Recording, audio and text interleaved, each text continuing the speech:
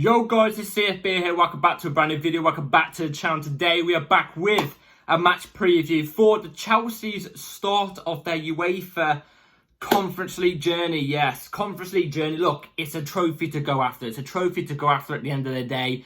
But before we do get into the preview, we actually have some certain bit of news which you can tell by the title, which I want to talk about for literally about 2 minutes before we get into the preview. So before we do get into everything, please like, subscribe, hit the bell notification so notified every time I load a video. Also, first link in the description to my streaming channel. Go and check that out. It'd be very much appreciated. And also my second channel is down there if you want to go and subscribe to it.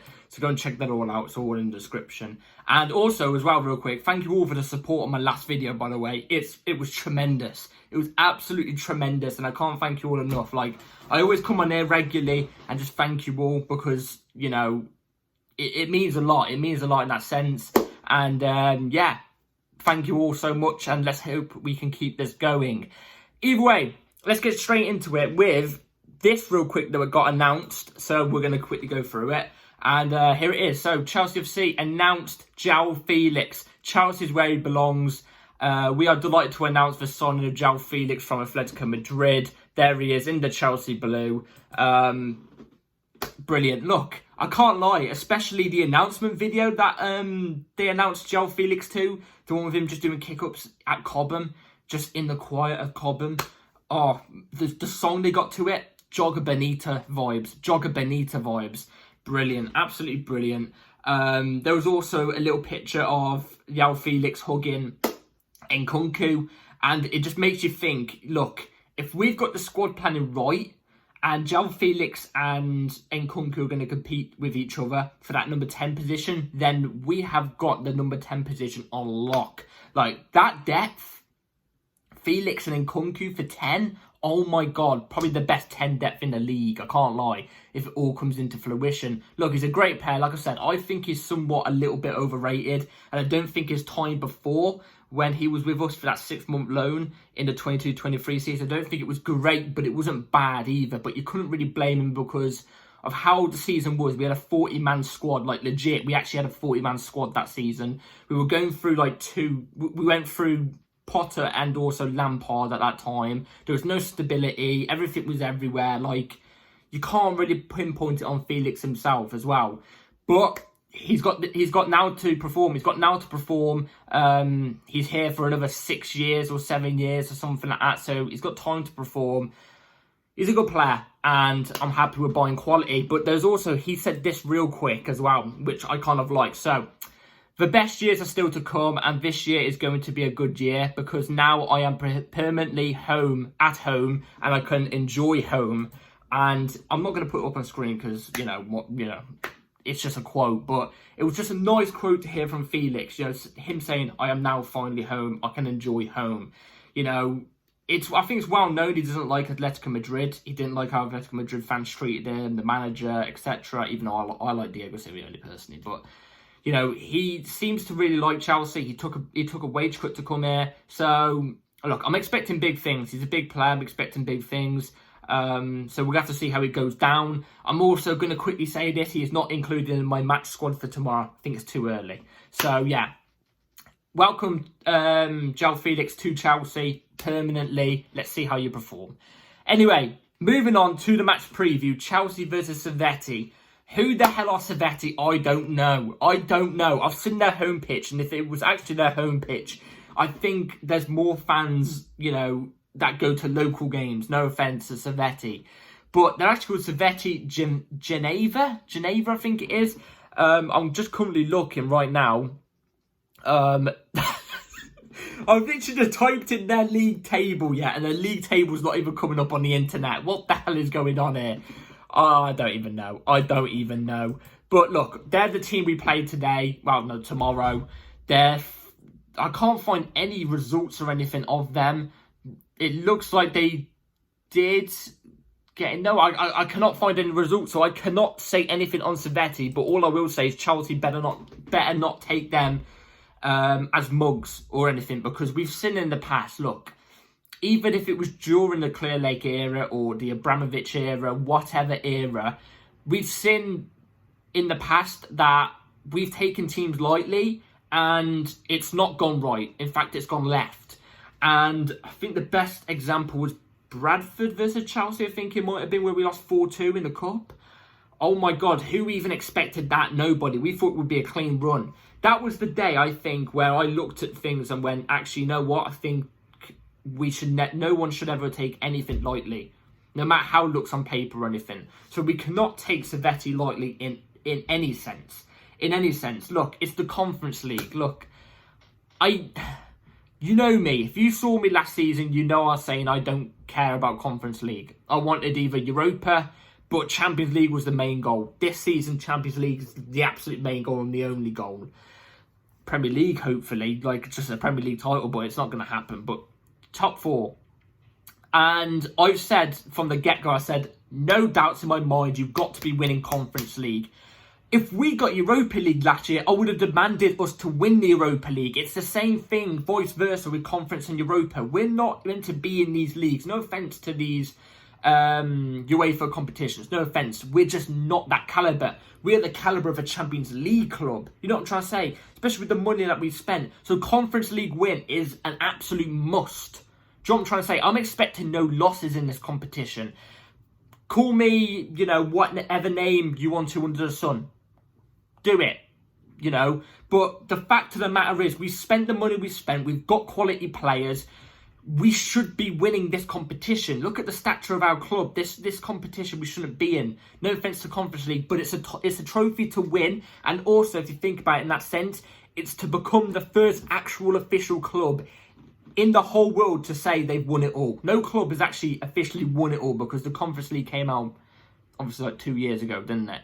And before that, obviously a couple of clubs won it all. We were one of them. But we could actually become officially the first club to officially win it all. You know, it's a nice title. It's a nice title in that sense. But, you know, we cannot lose in this competition at all. Either way, speaking on the competition, for the team lineup I'm going to go with in a minute, all I'm going to say is majority of it is a clean slate. It's a new team. I want to see new players being used. I preferably would like to see some youth players being used. Maybe Achiempong, maybe Tyreek George. I'd like to see them two mainly because we saw them in pre-season. And especially Tyreek George, I thought he looked really, really, really good. I thought he looked really good. So I would like to see that from Maresca. I hope to see the centre midfield 3, it's going to be that. But I hope we get to see an actual 10 playing in a 10, well, in that advanced 8 role instead of a midfielder playing in that role, because obviously we saw Enzo on the weekend against City playing that role. You can clearly tell it's you know, actually please stick a 10 in that position. I think we might be cooking, because it wasn't the worst game. When you look back on it, it wasn't the worst game, but there's just a few things that we need to tweak. A few things. I'm not saying we're the finished article. I'm just saying like a few things we could tweak in that game, and I think we could have done better. We could have done better. One thing I quickly want to say about Enzo Maresca. He had his press conference today for the game tomorrow. And I just want to quickly say this. The vibe I was getting from that press conference, swagger. Talking the talk. Aura. I know the word aura gets thrown around so many times, but aura. Brutality. That's everything you need as a Chelsea manager. You also need to back it up. You need to back it up with performances and making the players perform on the pitch. You need to do that. Trophies, wins. You need to back it up. Last manager I saw do that was, well, the main manager, the main guy we've seen do that was Jose Mourinho. The perfect embodiment of a Chelsea manager. Perfect. But there's one thing he quickly said in that press conference, and I'm not going to put it up on the screen. I'm just going to read it for you. This is to do with Raheem Sterling. Now, Raheem Sterling is completely out of the squad. So don't expect him in the team lineup. He's completely gone. Maresca's told him basically, you're gone. This is what Maresca said. So I spoke with Raheem one-to-one the day before Man City. I have nothing new to tell him, as I was quite clear. If he wants a chat again, I'll tell him what I already told him. And we basically heard what he said to Chilwell as well. He basically said to Chilwell, look, you're not getting any minutes here, mate. Off you pop. I like how brutal he is. And look, I get it. It's not on, like, I've not been a big fan of Sterling. But I like Chilwell. So you can't come at me and saying, oh, you know, wait until it's a player that you you like or something like that. No. I like the brutality that the manager puts out. If it's a player I really like if it's a player we all like and it's a stupid thing, like, I don't know, Nkunku or something like that he'd said it to, then I'd look at him and go, what the hell are you doing? Come on, that's just a bit stupid. That's one of our main guys. But, he's saying it to players, despite if you like him or dislike him, that aren't performing. Simple as that. So, I like the brutality he's got. I really do. And, yeah, I hope he can walk the walk as much as he's talking the talk at the moment, because that will be... I'd love it. It was the most entertaining press conference I've watched from a Chelsea manager since Tuchel. So, yeah.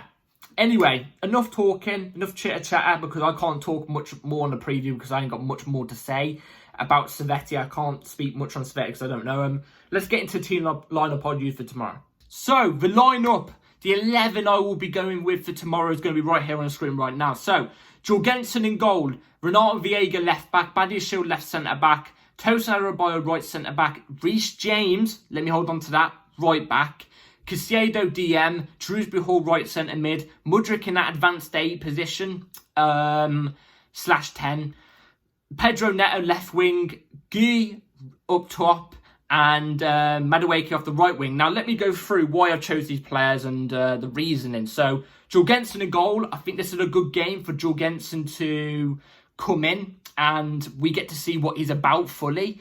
Because, we saw Sanchez on the weekend and my God, pitiful. I cannot deal with that.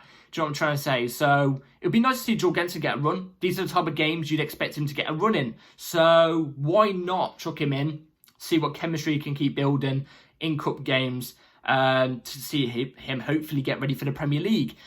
Left back, I've gone with Renato Viega, and what I'm going to do here is my left back, well, not my left back, I'm hoping with this lineup, if Maresca goes with it tomorrow, I'm hoping Viega turns into, goes inverted, because obviously we play inverted full-backs, he goes inverted into midfield.